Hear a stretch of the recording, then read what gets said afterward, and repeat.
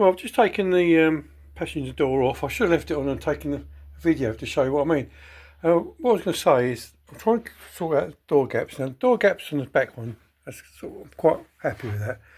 I had to sort of play around with the top here because it's actually touching on the door.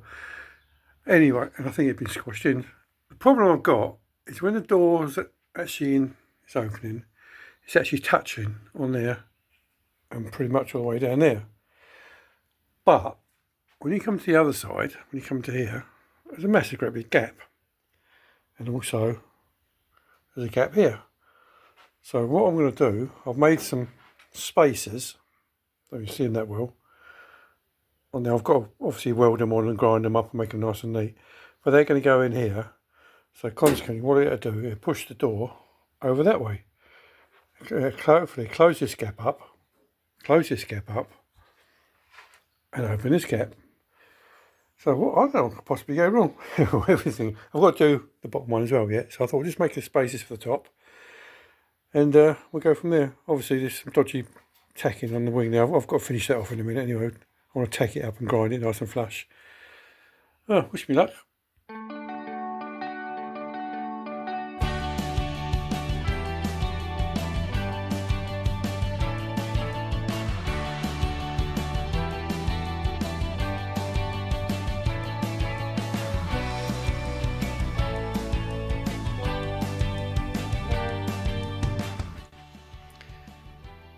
When I put the spacers in, the door does close. I'm quite pleased with it. It's catching some. I can't work out where it's catching.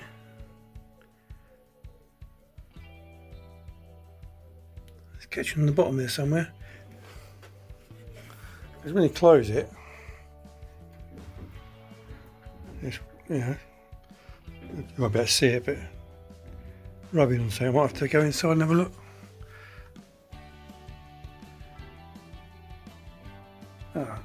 Let's see what it's rubbing. The bottom hinge here, look.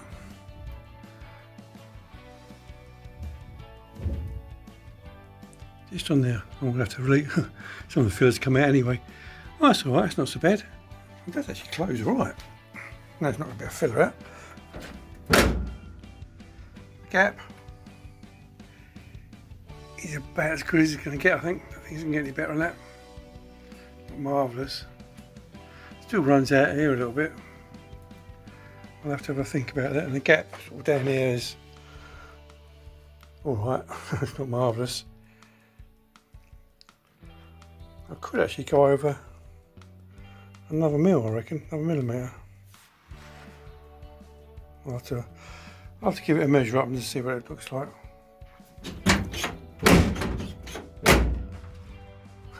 Try to slam the door as the dirt comes out. Everything seems to be in line. That's sticking out a bit, so the door needs to come out sort of that way a little bit. I can play around with it. Just going to get it so I can get it closed a bit better. Oh, I still have a few problems with this door. The door needs to go sort of that way a bit more. So what I'm going to do, I've marked out 2 of the holes. And I'm just going to get my Dremel, just open it up a little bit, so the door can go sort of that way. That way, I can't do it that way. Once I've done them 2, I'll do the 3rd one as well. Well, it's still catching on the bottom on there. It's catching on this still. So I need to grind it off as well. So I won't bore you with me getting the Dremel out and grinding it. I'm sure you all know what that is. Well, let's get cracking.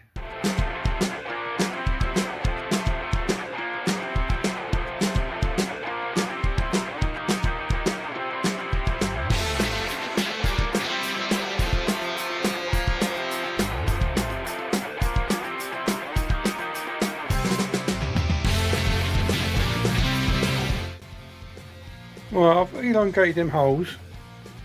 Well, you can't see them because the bolts are in there. And what else have I done? Oh, what I'm going to do, I'm going to change these. Point, you can't see it. These screws. I'm changing for bolts. So I think you can tie them up a bit better anyway. Door gap. Well, the door actually closes as good as it's going at the moment, I think. Oops. I'm not going to spend any more time on it at the moment. So I've got loads of other things to be doing. I've pulled the top of the door out. That's sort of in line now, which is good. As for the door gaps, I think I'm going to leave them alone, apart from that bit there that's closed up quite a bit. It's not perfect, but I think that's going to have to stay like that.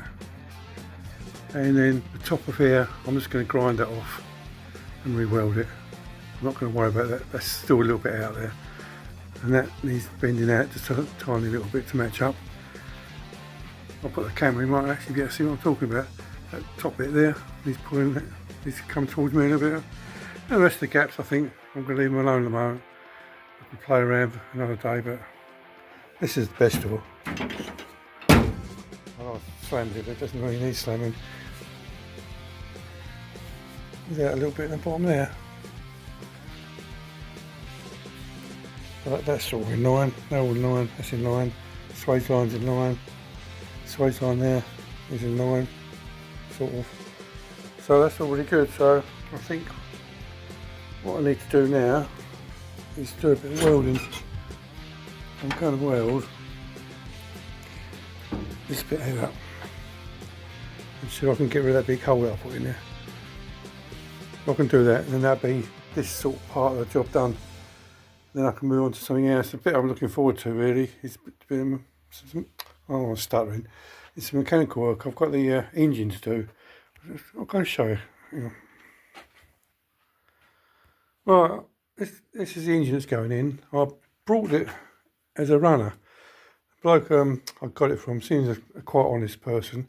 And I won't bore you too much of the story, but basically what he done, he built himself another engine to go in his Morris 1000. And this is the engine that come out. And he kept it for quite a while because he wanted to make sure the engine that he built was okay. So anyway, this is the engine I've got. I've done through the valve train, that's all fine, tappets are all set.